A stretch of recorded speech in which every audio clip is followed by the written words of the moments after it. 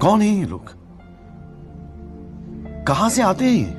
तो आ चुके हैं मंडी से बाहर और देख लीजिए आप लोग लाए हैं लाल लाल लालमी। मस्त लालमी खाइए और हेमसागर आम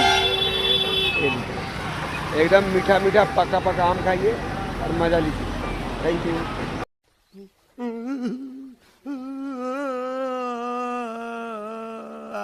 और दोस्तों आज मेरा फर्स्ट कस्टमर मिले हैं, चलिए एक मुलाकात कराते हैं भैया। कैसा लगा ये आम खाए हैं आप काट के? बढ़िया है, बढ़िया है? मीठा मीठा। कितना मीठा है? अच्छा मीठा। चलिए, और 100 रुपये का कितना लिए हैं आप? 100 का 1.5 किलो। 1.5 किलो लिए। चलिए thank you sir, thanks for coming.